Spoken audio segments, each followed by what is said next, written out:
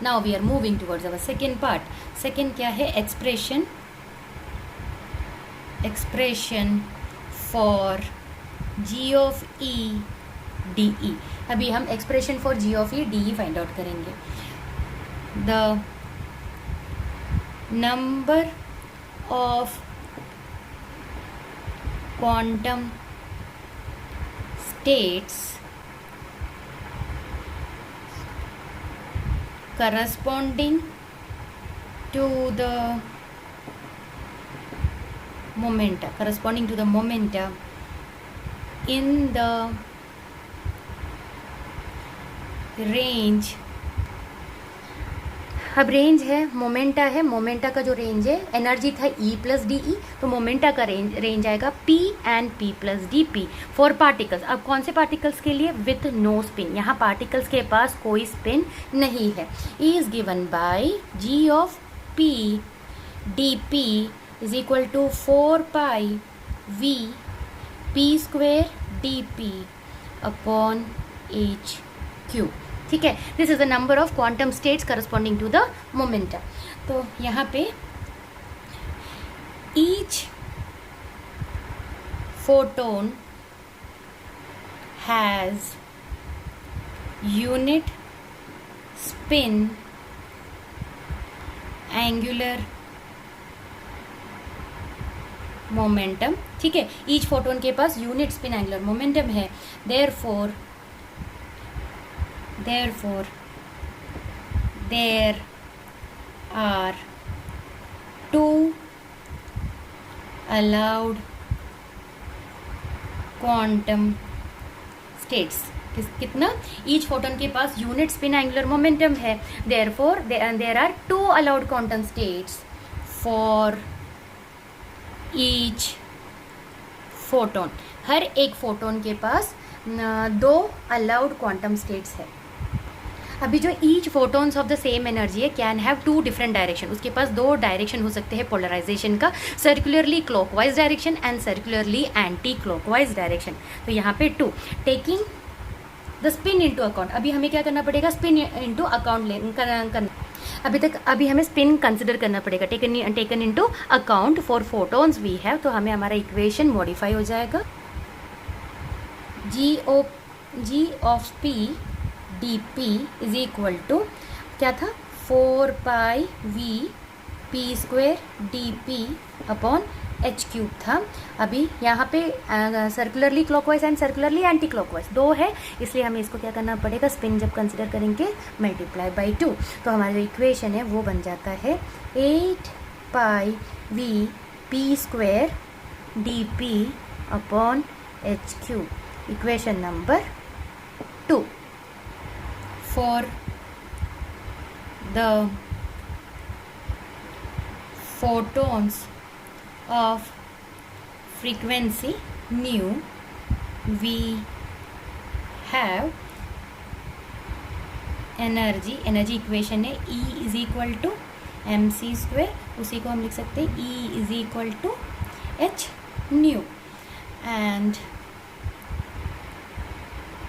Momentum P is equal to m into c, mass into velocity, m into c is equal to mc square upon c, multiply and divide by c कर रहे हैं.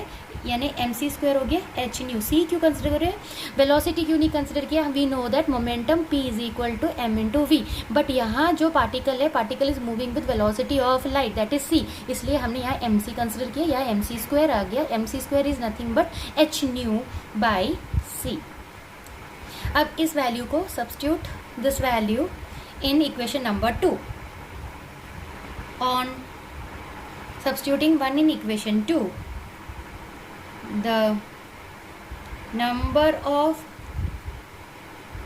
quantum states with frequency range between nu and nu plus d nu is given by equation number 2 जो था वो P के term में था, अभी हम फ्रीक्वेंसी के टर्म में लिखेंगे। तो G of nu D nu is equal to, equation था 8 पाई वी पे तो कोई चेंज नहीं है, अपॉन एच क्यूब वी। हाँ, अब पी के जगह पे हम पुट करेंगे h nu by c put करेंगे, तो ये आ जाएगा h nu by c the whole square.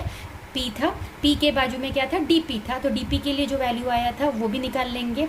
P के लिए था value P is equal to h nu by c and dp is equal to h by c into d nu। तो ये वैल्यू अभी हम यहाँ सब्स्टिट्यूट करेंगे, तो यहाँ आ जाएगा h by c into d nu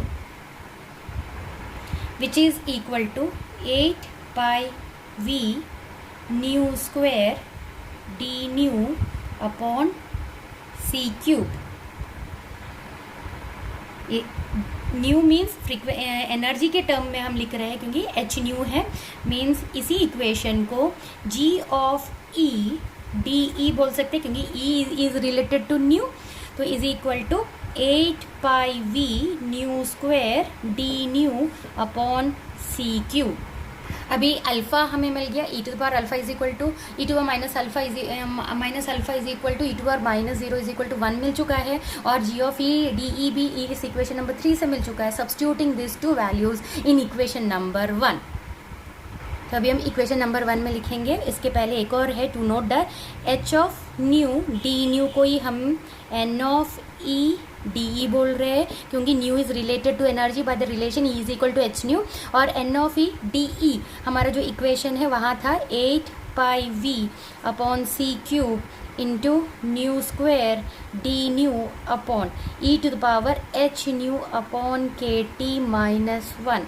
this is our equation number 4। ये हमारे इक्वेशन नंबर 1 को हमने equation number 3 and e to power minus alpha is equal to 1 हमने पुट किया, तो हमें मॉडिफाइड इक्वेशन मिल गया।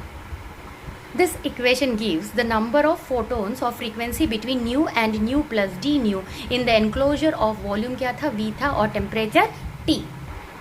Now the energy per unit volume, अभी हमें energy per unit volume निकालना है of the enclosure of the photons of frequency between nu and nu plus d nu is given by u of nu d nu is equal to h nu into n of nu d nu upon we.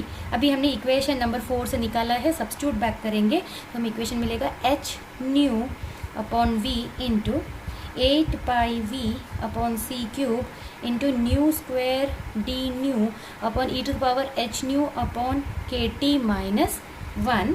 इसमें से cancel out करने के बाद बचेगा 8 pi we upon C cube nu cube D nu upon E to the power H nu upon के T minus 1। Equation number 5 correction है, this is 8 by H upon C cube nu cube D nu, क्योंकि H तो रह गया यहाँ में, new cube यहाँ चला गया, ओनली कैंसिल हो रहा है वी वी। ये जो इक्वेशन 5 है 8 pi U nu D nu is equal to 8 pi H upon C cube nu cube D nu upon E to the power H nu upon के T minus 1। Equation 5, this is the Planck's law of radiation in terms of frequency nu. But अभी हमें इसी new के term में है, तो मुझे lambda की टर्म में भी इक्वेशन चाहिए, तो we are going to change this equation to lambda. Equation 5 can be written in terms of wavelength lambda as for nu is equal to c by lambda, nu is equal to c by lambda। अभी हम उसका differentiation देखेंगे तो d nu is equal to minus c by lambda square d lambda।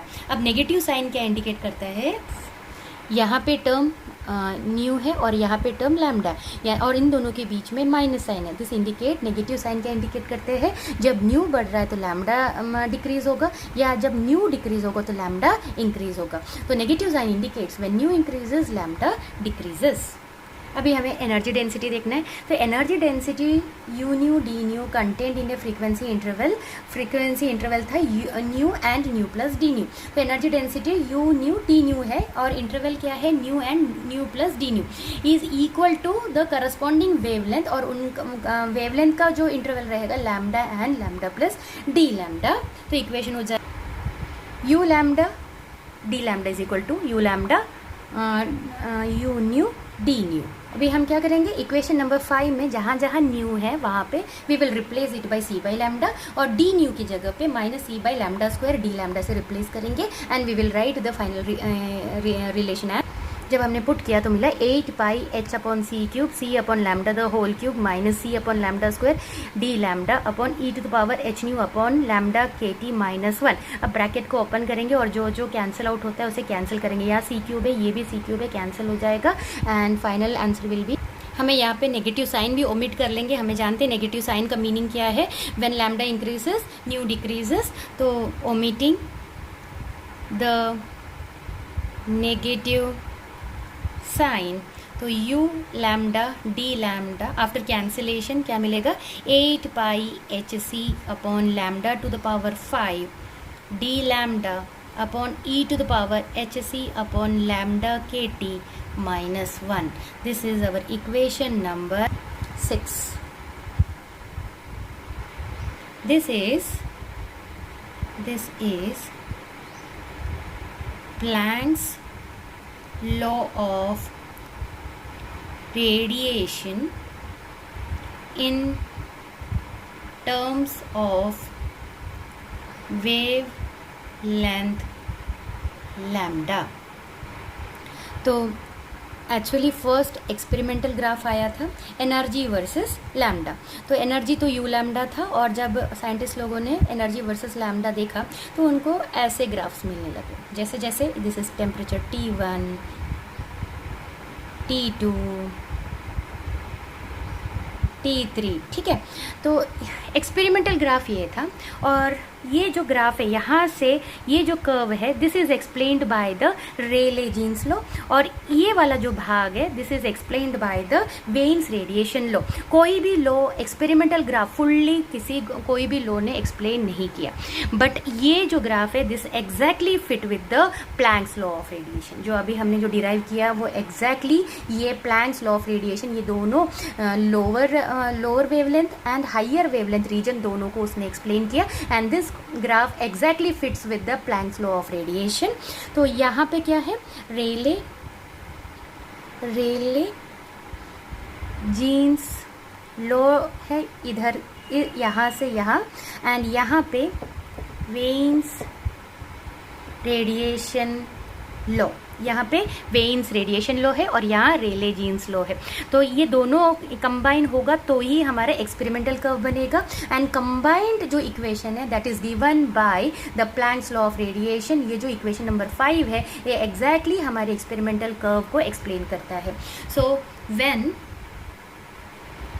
The values u lambda as obtained for different values of lambda are plotted against the corresponding values of lambda, we get a curve as shown in the figure। ठीक है, यहाँ पे temperature कैसे T1 less है T2 से, is less than T3। The curve agrees very well with the experimental results over the entire range of wave length. ठीक है, पूरे एंटायर रेंज ऑफ वेवलेंथ के लिए वो कर्व एग्री करता है।